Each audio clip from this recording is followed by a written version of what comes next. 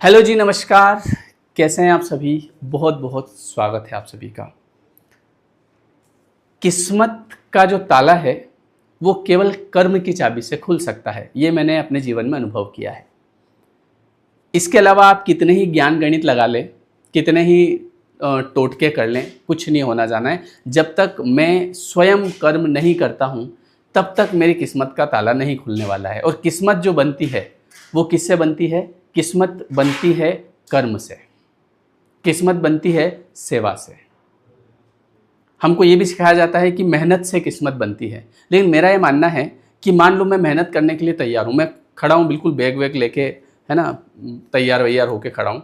अब मुझे बताओ भाई साहब कि कहाँ मेहनत करना है, वो रास्ता तो मिले मुझे, कहाँ मेहनत करूँ, क्या करूँ मैं? क्योंकि ऐसे कई लोग हैं जो तैयार है मेहनत करने के लिए, वो भले दिन रात मेहनत करने को तैयार है, पर उनको ये समझ नहीं आ रहा है कि कहाँ करें मेहनत। भाई कोई ऐसा प्लेटफॉर्म तो मिले जिस पे हम मेहनत करें। तो ये भी एक दिक्कत होती है, क्योंकि ये भी नहीं कह सकते कि मेहनत करने से किस्मत का ताला खुलेगा। भाई मेहनत तो सेकेंडरी है, पहले आपको ये पता तो चले कि मेहनत करना कहाँ है। तो वो पता कैसे चलेगा? उसके लिए ऐसा क्या कर्म करना पड़ेगा? तो उसके लिए हमको कर्म जो करना पड़ेगा वो करना पड़ेगा धर्म। धर्म से अर्थ की प्राप्ति होती है। और अभी एक बहुत अच्छा समय आ रहा है 17 मई से 15 जून तक, जिसके बारे में मैं ऑलरेडी अपने दूसरे चैनल पे वीडियो बना चुका हूँ, पुरुषोत्तम मास के बारे में। अभी मैं यहाँ कुछ और बताने वाला हूँ, है ना, मतलब दोनों चीज़ें बता दूंगा। इसके बारे में मैं डिटेल वीडियो बना चुका हूँ, उसकी लिंक मैं आपको दे दूंगा। तो अभी जो समय आ रहा है 17 मई से, कई बार ऐसा होता है कि हमारी कुछ आदतें हो जाती है, कुछ बुरी आदतें, जिसको छोड़ने के लिए हम एक सही समय का इंतजार कर रहे होते हैं। परफेक्ट टाइम आ जाए तो मैं अपनी आदतों को छोड़ दूं। हम शुरुआत भी करते हैं, लेकिन फिर 2-3 दिन करते हैं, फिर वापस से उसी लूप में फंस जाते हैं। तो अभी जो 17 मई से शुरू होने वाला है पुरुषोत्तम माह जिसको बोलते हैं, है ना, इस माह में क्या होता है कि वैसे तो लोग व्रत उपवास करते हैं, लेकिन मैं ये चाहता हूँ कि ये एक ऐसा समय है जिसमें आप अपनी जितनी भी बुरी आदतें हैं जिससे आपको हमेशा गिल्ट रहता है, आप मान लो मोबाइल एडिक्शन, बहुत लोग ऐसे हैं, मुझे खुद को लग गया था, बहुत लोगों की क्या बात करूं। मान लो आप दिन भर में 10 घंटे मोबाइल चला रहे हैं, या मान लो आप 6 घंटे मोबाइल चला रहे हैं। अब मोबाइल चला रहे हैं वहाँ तक तो ठीक है, लेकिन उसके बाद में फिर आपको हो रहा है गिल्ट। अच्छा, इससे आपका जो दिमाग है, माइंड जो है, वो कहीं ना कहीं रिलैक्स भी नहीं हो पा रहा, कॉन्सेंट्रेट आप कर नहीं पा रहे। और ऐसे करते करते डेली आपका पूरा दिन निकल जाता है, आप कुछ कर नहीं पाते हो, गिल्ट में रहते हो।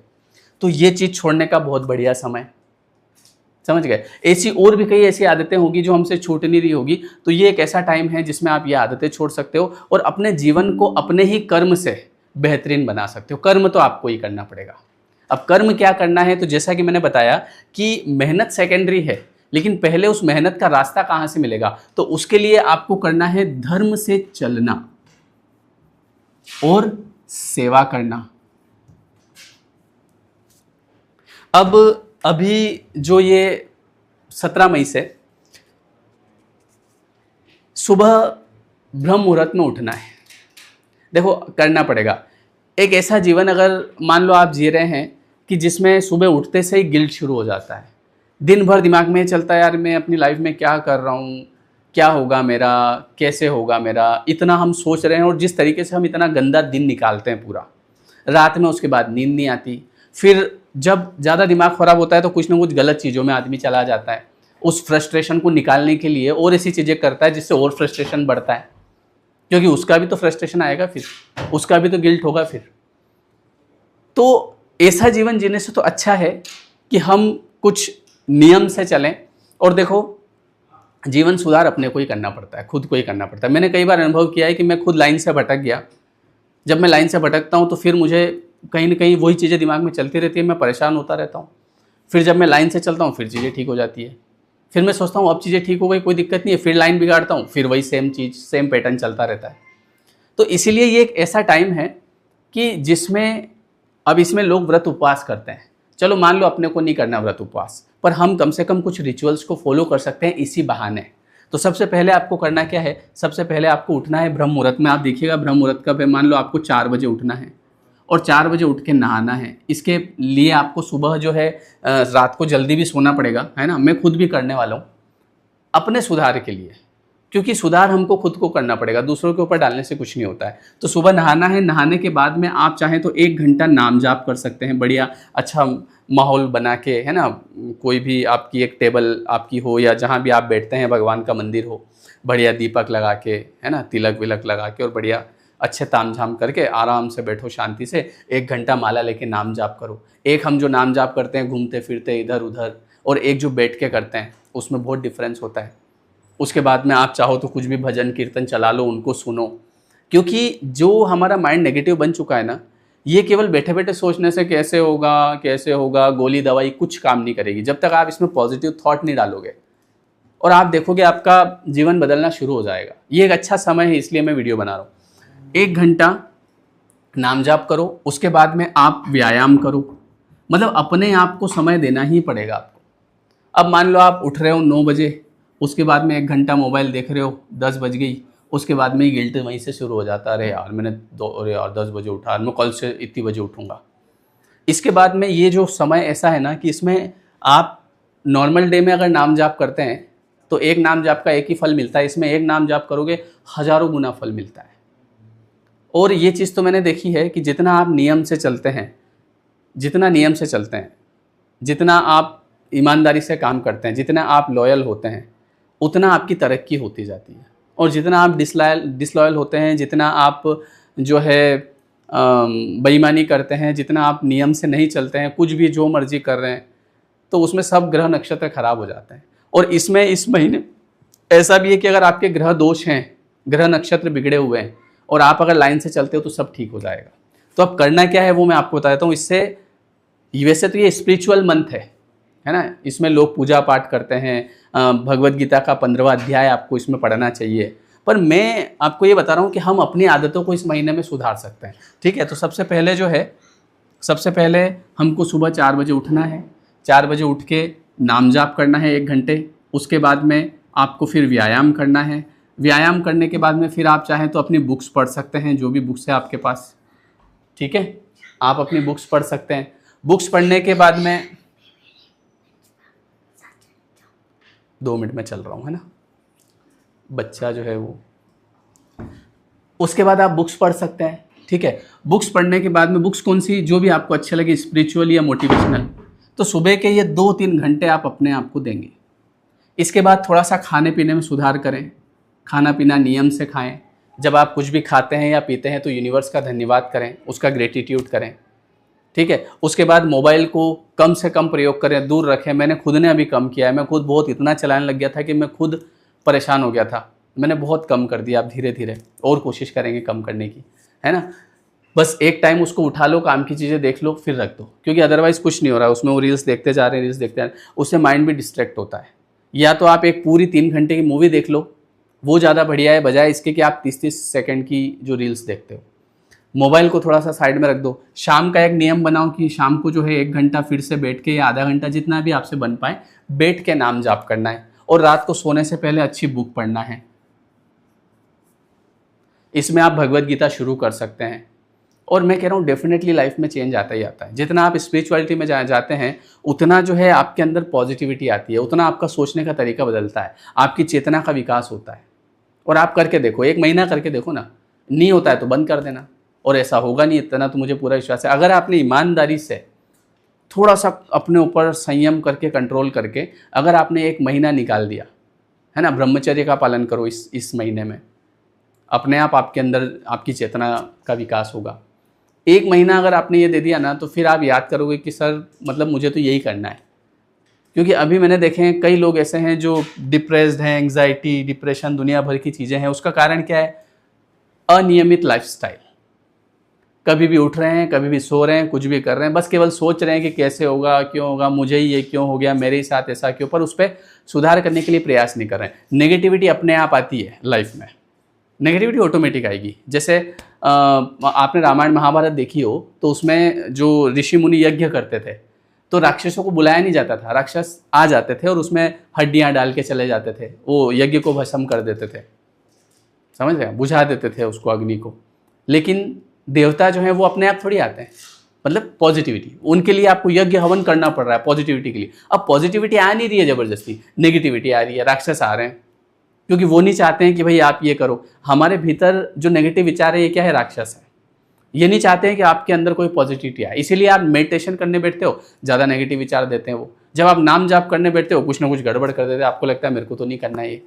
वो चाहते नहीं है कि आप पॉजिटिव बनो, क्योंकि उनका खाना खत्म हो जाएगा ना। जितना आप नेगेटिव सोचते हैं उनको आप खाना देते हो, तो वो तो मस्त है आपके घर में, यहाँ पे आराम से रह रहे हैं, कोई टेंशन नहीं उनको। जैसे आप नाम जाप करने बैठते हो, देखते ये क्या कर रहा है, अरे ये तो नाम जाप कर रहा है तो हमको भगा देगा इसके घर से, तो तुरंत वो आपको जो है कुछ ना कुछ गड़बड़ कर देते हैं। आपको लगता है कि जब से मैंने नाम जाप शुरू किया मेरी लाइफ में प्रॉब्लम शुरू हो गई, फिर आप बंद कर देते हैं, फिर वो खुश हो जाते हैं, चलो आराम से रहो, कोई टेंशन नहीं है, तो ज़्यादा कुछ दम वाली बात नहीं है। थोड़ा सा स्ट्रांग होकर करना पड़ता है। इसीलिए जब भी कुछ पॉजिटिव चीज़ करोगे तो गड़बड़ होना शुरू होती है। ऐसा नहीं है कि हमेशा होती है। तो ये सब चीज़ें काम करती है। जैसे आप नज़र में विश्वास करते हो, काला जादू में विश्वास करते हो, उसमें तो बहुत आसानी से कर लेते हो। थोड़ा सा कुछ हुआ, अरे बाप रे मेरे को तो नज़र लग गई। लेकिन पॉजिटिव चीज़ों में, मंत्र जाप में आप विश्वास नहीं करते, नाम जाप में आप विश्वास नहीं करते। नज़र क्या है? नज़र नेगेटिव ऊर्जा है। और वैसे ही अगर आपका ऑरा पॉजिटिव है, तो ऑरा पॉजिटिव है तो ये नज़र वजर काला जादू सब दूर से भाग जाते हैं। तो इसके लिए आप पाठ करो, विष्णु सहस्त्र नाम का पाठ करो। सुबह आप कर नहीं सकते, चला लो, सुनो, उसको चलाओ, साथ में कुछ भी नाम जाप करते रहो बैठे बैठे। समझ गए? नाम जाप करना है, विष्णु सहस्त्र नाम का पाठ करना है।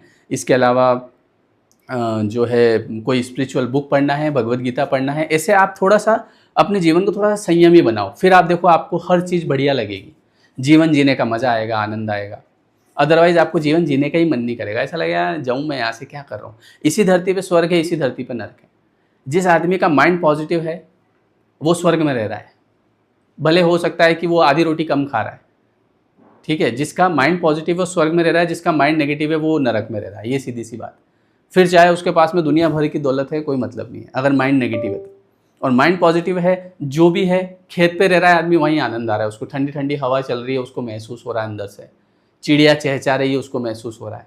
और जिस आदमी का माइंड नेगेटिव है उसका जो है प्राइवेट जेट खड़ा है, इच्छा ही नहीं हो रही उसके अंदर, बैठ भी गया तो क्या हो गया, इससे बैठने से क्या हो जाता है। और जिसका माइंड पॉजिटिव है उस साइकिल को भी आनंद से चला रहा है। बस माइंड का फर्क पड़ता है। और माइंड पॉजिटिव कैसे होगा? जब आप करोगे रिचुअल्स। और माइंड नेगेटिव कैसे होगा? अपने आप हो जाएगा। राक्षस अपने आप आ जाते हैं। देवताओं को बुलाने के लिए एक पैर पे ऐसे खड़े होकर तपस्या करनी पड़ती है। आपने देखा वो रामायण महाभारत में जो लोग तपस्या करते थे कुछ पाने के लिए, तो वो ऐसे एक पैर पे खड़े होते थे, उनके पूरा चारों तरफ बर्फ जम जाती थी, बड़े बड़े बाल हो गए पूरे, है ना, इतने लंबे लंबे बाल हो गए, दिखाते थे ना, देखा होगा ना। तब जाके देवता आते थे। लेकिन देवता आते जरूर थे, ऐसा नहीं कि देवता नहीं आएंगे। कर्म करोगे उसका फल मिलेगा। और जब देवता आते थे और उसके बाद अगर जो भी तपस्या कर रहा है उसने कह दिया मेरे को अमरता का वरदान दो, तो देवता ये नहीं बोल सकते कि नहीं मिलेगा, देना पड़ेगा, क्योंकि कर्म किया है इस बंदे ने। हिरण्यकश्यप ने एक पैर पे खड़े होकर तपस्या करी, ब्रह्मा जी प्रकट हुए, बोलो क्या चाहिए, बोले कि अमरता का वरदान चाहिए, मरू ही नहीं मैं कभी जिंदगी में। अब भगवान ये नहीं बोल सकते कि नहीं दे रहा हूँ, देना पड़ेगा, क्योंकि कर्म किया है, तपस्या करी है, तो अब उसका फल तो अब मिलेगा। भले राक्षस है वो, पर फल मिलेगा। अब क्या करें? उसने तो बोल दिया कि भैया मेरे को तो अमरता का वरदान दो। तो चलो एक काम करते, थोड़ी व्यवस्था बिठा देते हैं।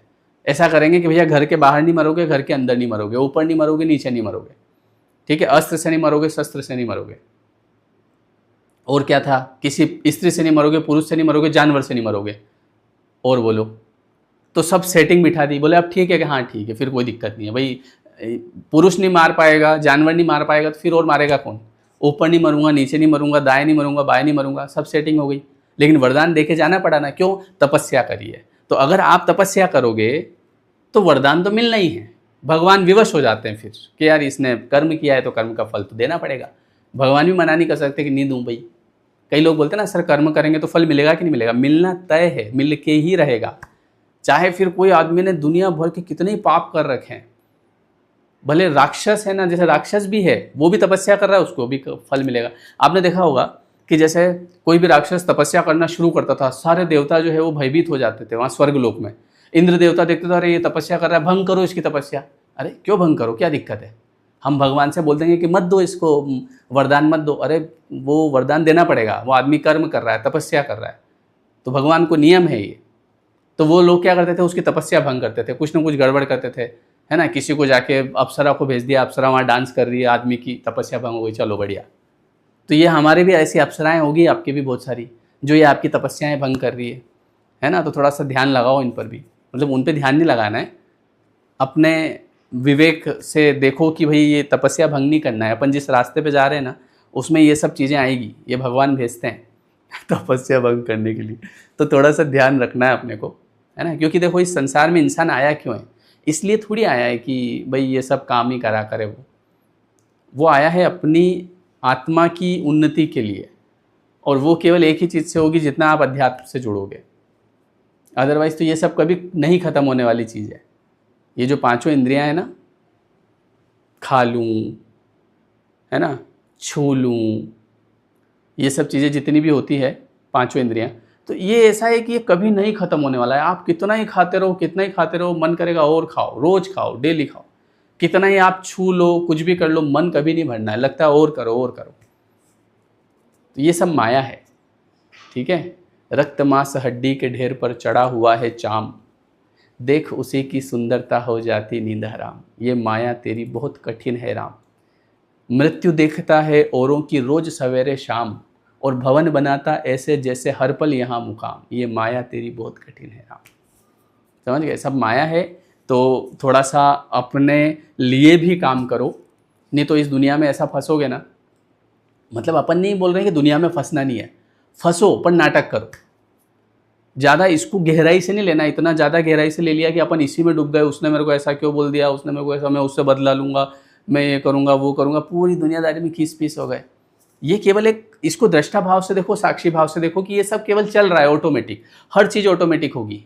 आपकी शादी अपने आप होगी अपने समय पे, ठीक है। जीवन, मृत्यु, शादी, जो भी काम, नौकरी, सब अपने आप अपने समय पे होगा। इन चीज़ों को केवल आपको देखना है, परेशान नहीं होना है। परेशान होने से कुछ नहीं होता है ना। चिंता नहीं करना है, चिंतन करना है। तो आप ये सब चीज़ें करो, नाम जाप करो, विष्णु सहस्त्र नाम का पाठ करो इस महीने में, और फिर आप देखो अगर परिवर्तन नहीं आता है तो मोबाइल छोड़ दो, जो गंदी आदतें हैं उनको छोड़ दो। बहुत सारे लोग इस महीने में कुछ खाने पीने का भी छोड़ते हैं, कोई शक्कर छोड़ देता है ना, कोई क्या छोड़ता है, नमक छोड़ता है, कोई क्या। अपने को कुछ छोड़ना नहीं है, अपने को जो है भगवान का नाम पकड़ना है बस। तो इस महीने में आप ज़्यादा से ज़्यादा बैठ के करो, मैं ये कहूँगा कि आप समय निकाल के करो। जब आप मोबाइल चलाते हो तब मोबाइल साइड में रख के नाम जाप करना शुरू कर दो, ठीक है जी। चलिए, तो बहुत अच्छा समय है, किस्मत का ताला आपके ही कर्म से खुलेगा। यहाँ पे मैं कोई ऐसा नहीं कोई जादू मंत्र है। अब ये महीना तो है, ये तो आके निकलेगा, पर जो इसमें कुछ करेगा उसको फल मिलेगा, नहीं तो सबके लिए है, ये तो निकल तो रही है ये। पर यह है कि आप अपनी किस्मत का ताला इसमें खोल लो, आपको करना पड़ेगा उसके लिए, तभी होगा, ठीक है जी। चलिए, बहुत बहुत धन्यवाद। वीडियो कैसा लगा कमेंट करके बताएं।